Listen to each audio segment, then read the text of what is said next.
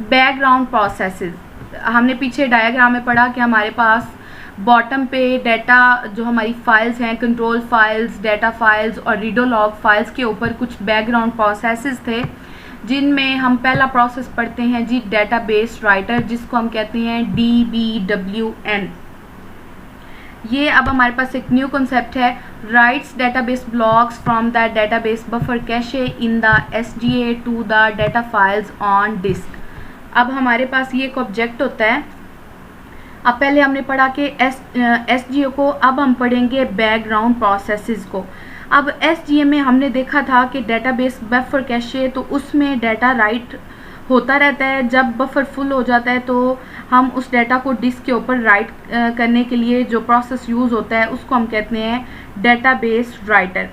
ये बेसिकली अब राइट क्यों करता है प्रोसेस और ये कब करता है, इसका हम जवाब अगर देखें तो जब ट्रांजैक्शन कमिट होती है या उनके रिलेटेड डाटा को उसने एक चेक पॉइंट पर लाना होता है। चेक पॉइंट लाइक हम जैसे हम इवेंट या अगर हम ट्रिगर की बात करें तो देन जो है आपका डेटाबेस राइटर यूज़ होता है।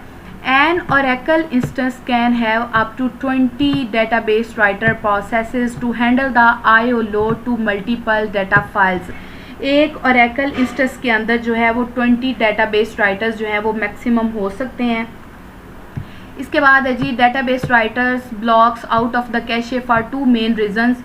पहली इसकी क्या रीज़न होती है, after checkpoint to bring the data file contents in line with the redo that was written out for the committed transactions.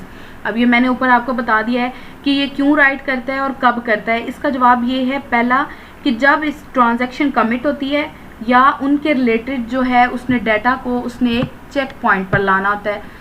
Second इसकी रीज़न क्या हो सकती है, to free space in the buffer cache, buffer cache में free space करने के लिए या उसमें से कुछ स्पेस को कम करने के लिए। The blocks written out are the least recently used blocks. इस दूसरी रीज़न क्या है कि जब बफर कैशे की मेमोरी फुल हो जाती है तो जो ब्लॉक्स लीस्ट रिसेंटली यूज्ड होते हैं वो डिस्क के ऊपर राइट हो जाते हैं और उसकी जगह जो है वो न्यू ब्लॉक्स आ जाते हैं बफर के अंदर। ये इसकी सेकेंड रीज़न है। नेक्स्ट हम पढ़ते हैं बैकग्राउंड प्रोसेसेस के अंदर लॉग राइटर क्या होता है, जिसको हम कहते हैं जी LGWR, writes the redo information from the log buffer in the SGA to all copies of the current redo log files on the disk. अब आपने लॉग फाइल्स, आपको पता होगा कि लॉग फाइल्स क्या होती हैं। अब लॉग राइटर क्या करता है कि उन लॉग फाइल्स को राइट करता है एक बफर के अंदर जब तक कि वो परमानेंटली डिस्क के अंदर जो है वो राइट नहीं हो जाती। As transactions proceed the associated redo information is stored in the redo log buffer in the SGA। जैसे जैसे ट्रांजैक्शंस जो है वो प्रोसीड होती हैं उनके रिलेटेड जितना भी डाटा होता है वो SGA के अंदर लॉग बफर के अंदर सेव करवा दिया जाता है। और ये काम कौन करता है, ये लॉग राइटर काम करता है। When a transaction is committed, जब एक ट्रांजैक्शन जो है वो सक्सेसफुली कमिट हो जाती है। कमिटेड का बेसिकली मीन्स ये होता है, अगर हम कमिटेड को डिस्ट्रीब्यूटेड डाटाबेस के अंदर इसको हम यूज़ करें या जिस सब्जेक्ट के अंदर भी हम इस टर्म को यूज़ करेंगे तो उसका मतलब यही है कि एक ट्रांजैक्शन जब कमिट होती है तो उसका मतलब ये है कि वो सक्सेसफुली डन हो चुकी है। तो जब एक ट्रांजैक्शन कमिट होगी, लॉग राइटर क्या काम करेगा, उसका जितना भी उसके रिलेटेड डाटा है वो डिस्क के ऊपर राइट करवा देगा बफर के अंदर से।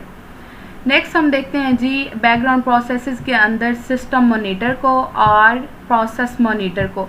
फर्स्ट ऑफ ऑल अगर हम बात करें सिस्टम मॉनिटर की, यह क्या करता है, maintains overall health and safety for an Oracle database. अब ये क्या करता है, ये ओवरऑल जितनी भी हेल्थ होती है डेटाबेस की और उसकी जितनी भी सेफ्टी होती है उसको हैंडल करता है। अब इसमें हेल्थ से क्या मुराद है, हेल्थ से ये मुराद है कि जब एक सिस्टम के अंदर एरर आया या उसके अंदर हमारा जो एक क्रैश रिकवरी हुई तो उसके बाद जो है हमारा सिस्टम जो है वो रिकवर कर चुका है या नहीं कर चुका, तो उसकी जितनी भी ओवरऑल हेल्थ है वो सिस्टम मॉनिटर इंश्योर करेगा। लाइक जैसे सेकंड लाइन में मेंशन भी है, performance crash recovery when the instance is started after a failure, कि जब एक फेलियर के बाद इंस्टेंस चलती है तो SMON सिस्टम मॉनिटर इंश्योर करता है कि जब फेलियर हुआ था तब कौन सी फाइल्स राइट हो चुकी थी, कौन सी रह गई थी, अब कौन सा ऑपरेशन परफॉर्म होगा। तो ये सारा काम किसका होता है, ये सिस्टम मॉनिटर का होता है। लास्ट लाइन में मेंशन है cleans up adjacent pieces of the free space in the data files by merging them into one piece and gets rid of space used for sorting rows when that space is no longer needed. अब data files में data चूँकि right हो रहा होता है, अब अगर एक सेगमेंट था उसमें कुछ डाटा पड़ा था, नेक्स्ट कुछ स्पेस खाली पड़ी थी, वो किसी वजह से ब्लैंक है, मे बी वहाँ कुछ टेम्परेरी डाटा स्टोर था, उसके बाद एक सेगमेंट है, अगर तो उनमें कुछ गैप है, अब ये क्या करेगा, उन एडजेसेंट पीसेस को लेकर एम्प्टी स्पेस को मूव करेगा और उनको इकट्ठा करके एक पीस में रख देगा। अब इससे क्या होता है कि जो मेमोरी एरिया वेस्ट होता है वो रिकवर हो जाता है टोटल फ्री स्पेस में, चूँकि उसको ऐड कर दिया जाता है। तो ये सारा काम कौन कर रहा होता है, ये आपका सिस्टम मॉनिटर कर रहा होता है। इसके बाद बैकग्राउंड प्रोसेसेस के अंदर कुछ होते हैं आपके प्रोसेस मॉनिटर्स। ये क्या करते हैं, watches over the user processes that access the database. जितने भी यूज़र्स डाटाबेस को एक्सेस कर रहे होते हैं उनकी मॉनिटरिंग जो है वो प्रोसेस मॉनिटर कर रहा होता है। इसके बाद है जी, is responsible for cleaning up any of the left behind resources and for releasing any blocks held by the failed process. अब इससे क्या मुराद है कि किसी प्रोसेस ने रिसोर्सेज यूज़ किए थे, उसने मेमोरी का कुछ पार्ट भी लिया था, जब प्रोसेसेस ने अपना काम कंप्लीट कर लिया तो उसका मेमोरी एरिया वापस लेकर उसको क्लीन करना प्रोसेस मॉनिटर का काम है, ताकि उस मेमोरी एरिया और रिसोर्सेज को जो है वो अदर प्रोसेसेस इस्तेमाल कर सकें। इसके बाद है जी हमारे पास यहाँ पे एक और पॉइंट है लॉग्स के रिलेटेड। लॉग्स के हवाले से क्या है कि जब releasing any logs held by the field process, इसमें क्या होता है कि एक प्रोसेस चल रहा था, उसने डीबी के ऊपर लॉक लगाया कि मैं ये फ़ाइल राइट करने लगा हूँ, इस फाइल को कोई और राइट ना करे, ये एक तरह का लॉक लग गया और वो प्रोसेस जो है वो फेल हो जाता है जिसने लॉक लगाया था। तो ये चेक करेगा कि अगर वो प्रोसेस फेल हुआ था और ऐसे ही अगर कोई और लॉक लगा हुआ है किसी और टेबल स्पेस पर या किसी सेगमेंट पर, तो उसको ये रिलीज़ कर देगा। लाइक जो डेड प्रोसेसेस होते हैं या फेल्ड प्रोसेसेस होते हैं, उन्होंने कौन से रिसोर्सेज लिए हुए थे और कौन से फंक्शन या प्रोसेस वो परफॉर्म कर रहे थे, तो अगर उनका काम नहीं हुआ तो उन्होंने जो रिसोर्सेज लिए हुए थे या उन्होंने जो लॉक्स लगाए हुए थे उनको रिलीज़ करके उनको रीसेट करना, ये सारा आपका काम है प्रोसेस मॉनिटर का। नेक्स्ट हम देखते हैं बैकग्राउंड प्रोसेसेस के अंदर आर्काइव का कॉन्सेप्ट क्या है।